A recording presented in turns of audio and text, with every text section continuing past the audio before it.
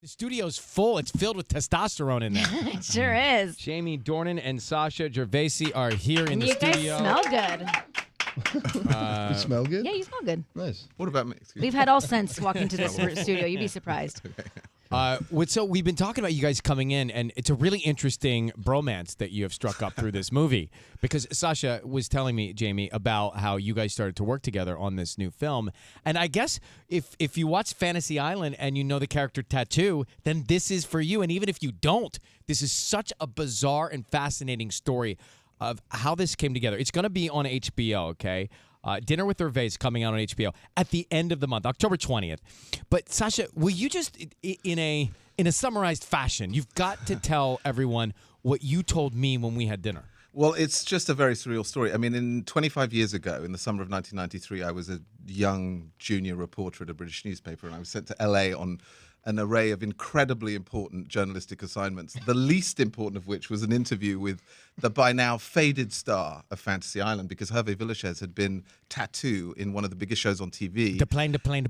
Yeah. And he had been fired from the show by Aaron Spelling, and this was 10 years later. So I was kind of doing a Sunset Boulevard style interview, and it was meant to be kind of funny, like a Where Are They Now jokey piece. Right. And so we met, and I did the expected interview, and I was packing my stuff away to sort of move on to my far more important interview. And out of the corner of my eye, there was just this rapid movement, and I looked up to see that Hervé Villechaize was standing 2 feet from my throat, and he was pointing a knife at me. Tattoo with a knife at Sacha's throat. Come on. Well, so I'm, didn't know whether to laugh or cry. I'm about to be shivved to death by the dwarf from Fantasy Island, and I'm like, what is going on? It was just so bizarre. And he said, I've told you all the fake stories. Do you want to hear the real story of my life? And there was something in his eyes, and it just, it wasn't that he was threatening me.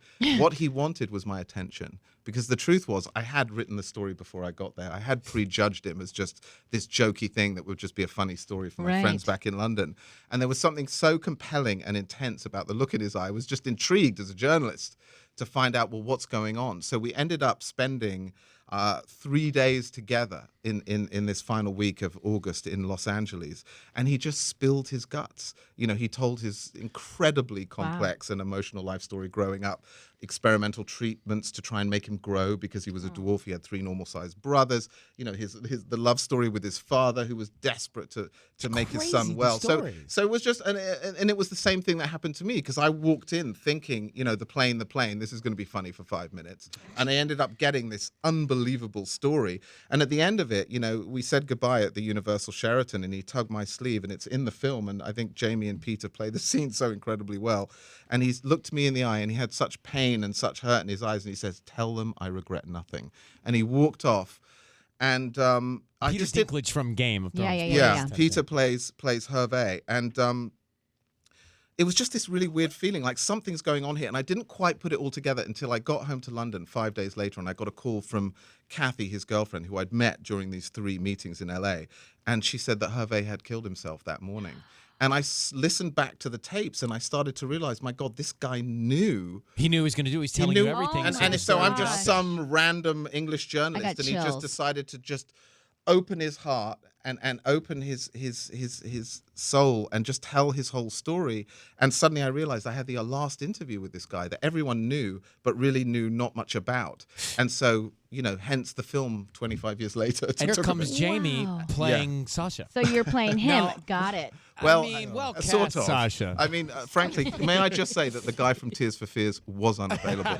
No, Sacha looks like if you've seen a photo of me, you know how preposterous it is that Jamie Dornan is playing me. But Jamie's actually playing a separate character called Danny Tate, because the film is dramatized based on the basic real facts of the story. Okay. But what Jamie has created is something quite different to who I am, Jamie, obviously. Did you know, Aaron Spelling is such a legend in terms of television here in the States. Did you know of him and this series, Fantasy Island? I didn't. I mean, I grew up in Northern Ireland at a time when we had 3 television channels. Yeah. And I think there's I remember Love Boat. Was that Aaron Spelling as well? Yeah. I remember getting that at like some bizarre time of the day or night. But Fantasy Island, I wasn't that aware of. I had an idea, maybe more from Man with the Golden Gun, of who Hervé Villechaize was.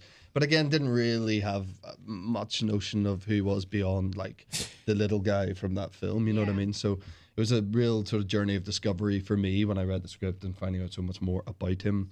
And the nice thing, I guess, touch on what Sacha was saying, like I basically have a version of Sacha. Luckily, when I got the script, the character was already called Danny Tate. He wasn't called Sacha Gervasi, and that sort of took the pressure off a little bit and let me have a little bit more ownership of what we wanted it to be and what I could do with it. And we made sure he didn't have to be English and.